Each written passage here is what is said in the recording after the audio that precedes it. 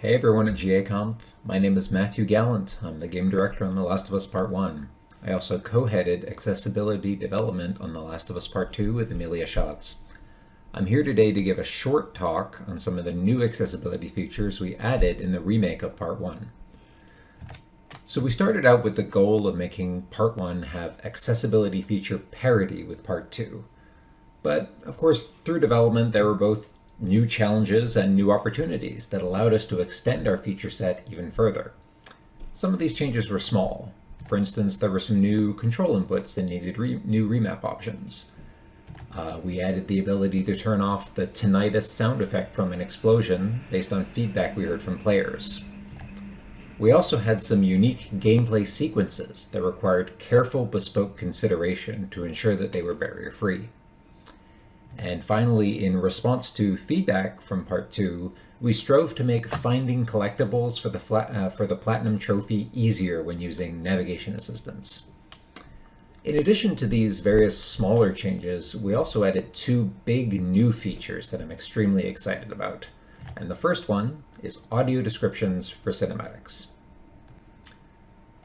So when we design for vision accessibility, we need to think about what channels information is delivered through. If something is only available visually, then we need to come up with another way to deliver that same information through another channel. On Part 2, we offered accessibility options that relayed things like button prompts, navigation through the world, and item and enemy positions. And this information was either provided through audio or as control assistance. But what we didn't solve for was the subtler narrative elements. It's quite difficult to understand the full context of our cinematics from audio alone. And what we were missing actually already exists in television and film. It's called descriptive audio. Descriptive audio provides information such as what is the setting of the scene? What is the spatial relationship between the characters? Who's talking to who is looking at who? Even if it's just for a quick glance, that can be very significant. There's body language, facial expressions, gestures, and sometimes characters are also given a brief physical description when they're first introduced. So we did have text-to-speech on The Last of Us Part 2. Could we have used text-to-speech to deliver this information? We considered it truthfully, but quickly we found insurmountable challenges with this idea. For instance, our TTS doesn't provide fine-grained control over tempo and cadence, which is needed to artfully slip in descriptions between the lines of dialogue. This is doubly important for localization, where all the timing of the lines would be different. We also had some concerns that the synthesized voice risked feeling dissonant with the actors' performances. And more fundamentally, as we were thinking about this problem, it revealed that as a studio, we have no experience with descriptive audio. If we wanted to deliver this descriptive audio at a high quality bar, we would have to work with professionals. And this led to our partnership with Descriptive Video Works. So let's break down what this collaboration looked like. The writers at Descriptive Video Works wrote the first draft, providing their expertise at capturing the essential elements of a scene and inserting those descriptions between gaps in the dialogue. Naughty Dog then provided feedback and editing, and this includes things like style consistency with the rest of the game. And perhaps most importantly, our team was able to flag certain nuances of the storytelling and correct for that. The emphasis of the writing was trying to capture one-to-one the emotional nuance of the scene that a sighted player can see. However, this meant making sure that we only described visible elements in the scene, that we weren't ever trying to describe underlying emotions under the characters. Having our internal writing team involved in this process was really critical to delivering high-quality audio descriptions. On the recording side, our dialogue lead Maged made sure to cast readers who fit the overall tone of the world, but who also contrasted from the other character voice actors. The reader's voice is also separated in the audio mix because their dialogue isn't spatially panned, nor do they have spatialized reverb. We also know that accessibility features are cheaper when they're considered early in development, and this is true for audio descriptions as well. Magid noted that it was critical for Part 1's production to develop expectations for mastering and mix pipelines upfront in development. Audio descriptions were also challenging on the localization side. The gaps in the dialogue and the lengths of the descriptions were different in each language, and this required careful scrutiny of what information was essential for a scene in each language. Our localization manager Kurt also noted that integrating legal review into the AD pipeline was critical to shipping this feature. The joys of AAA development. And here is a video showing what our descriptive audio looked and sounded like in the shipped game. Joel and Bill close a safe house door just before an infected rushes in. Bill locks the door. Ellie steps back. Man, wearing a gas mask. that was close. The burly and brunette Bill approaches her. Thanks for the heroics and all. Bill removes the mask. She holds her hand out. Ellie. He handcuffs her to piping. Hey, what are you... Joel? Bill! What are you doing? Bill draws a gun. Turn around and get on your knees. Bill kicks Joel to his knees. Turn around and get on your knees. Don't test He me. shoves the gun against Joel while checking her. Any bites? No. Anything sprouting? Oh, God damn it, I'm clean! She breaks a pipe free. If I see so much as a drip. He smacks Bill. Stop! Son of a bitch! Joel grabs the pipe, then points it at Bill. You done? Am I done? I also want to call out that the partnerships and production pipeline that we developed for the in-game audio descriptions also helped us create our first ever audio described trailer, which is very cool. I'm extremely proud of the work our team did to create cinematic descriptions for The Last of Us Part 1. And as you can see, it was no small task. It is worth noting, however, that we had a significant number of advantages on this project. Because this is a remake, we had locked cinematic timing extremely early in production, a luxury that a new game would not have. We also focused on cinematics, which always play with the exact same timing. This raises some interesting questions. How could you provide audio descriptions for a more dynamic sequence? Better yet, how could you bring these descriptions into the core gameplay?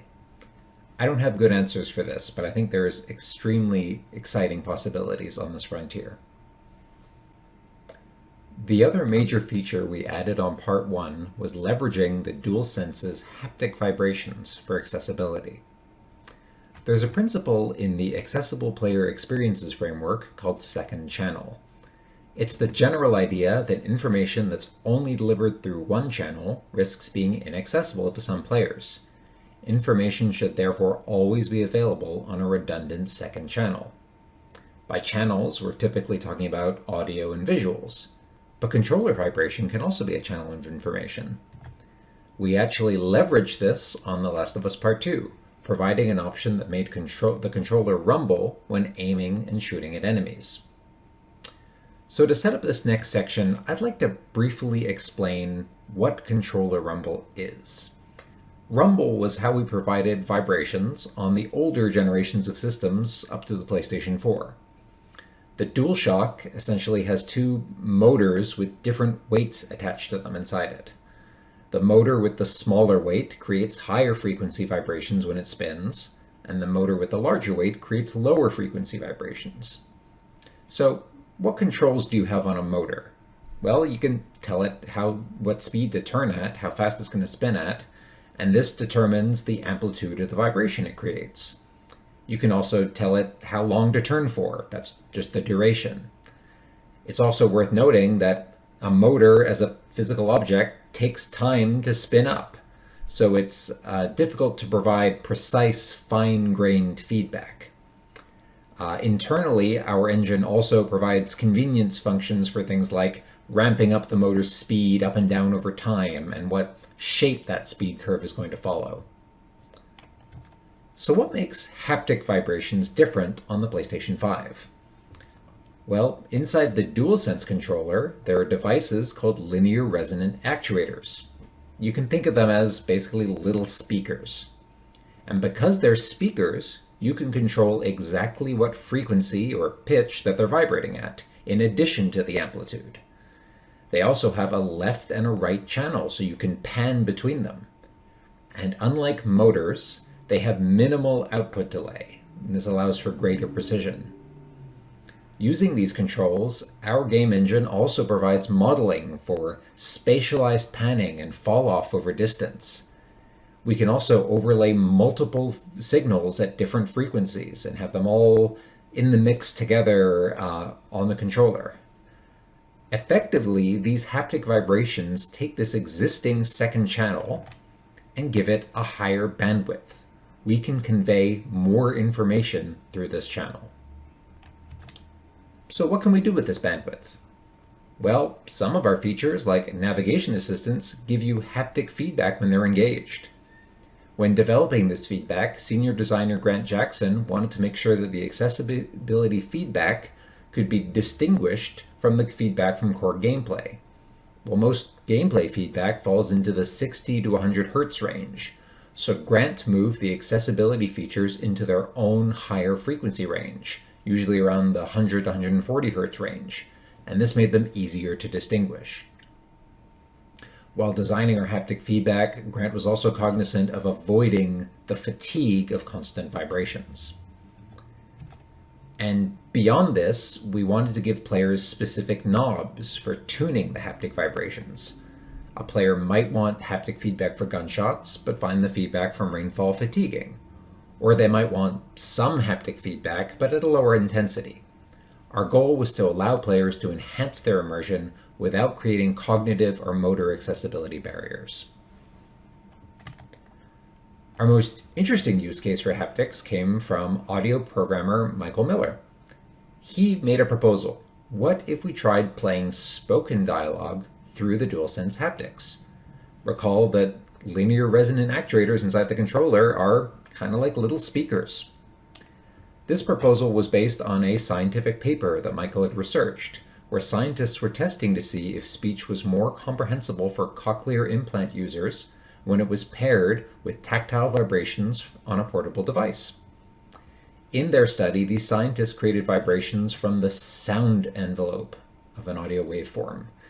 This effectively means taking the overall shape of the sound, but without the peaks and valleys of the frequency. However, in his testing, Michael found that the sound envelope provided the volume and cadence of the speaker, but it lost some of the specific voice inflections, and this made it difficult to differentiate different characters who were speaking. He also tested passing untreated audio into the hardware, but this also didn't feel quite right. Simply put, the game audio wasn't designed to be played on these kind of tiny pseudo-speakers. To get the best results, he had to treat the audio first. He isolated the spoken lines, removing things like effort grunts. He then volume leveled and applied a low-pass filter, and then processed the directional and distance fall-off. All that before feeding the signal to the actuators. So if you watch the bars on the right of your screen, the final results feel something like this. Man, What? nothing. It's just... I've never seen anything like this, that's all. You mean the woods? Yeah. Never walked through the woods. It's kind of cool. And that wraps up this talk. Thank you so much to Ryan, Maged, Kurt, Grant, and Michael who helped me prepare this talk. And truly, thank you to everyone at Naughty Dog and PlayStation Studios. I mentioned this in our last GAconf talk, but just about every developer on our team touched something related to accessibility. It's a real team effort. Thank you as well to our amazing accessibility consultants, our senior producer, Sam Thompson, and the UX research team. I also have a request for everyone at GAconf. We're currently working on porting The Last of Us Part 1 to the PC, and we really want to get accessibility right on this new platform. So if there's an accessibility consideration or feature or integration that we should be thinking about right now, we'd really appreciate your feedback. Please drop us a line at the link on this slide. Thank you so much.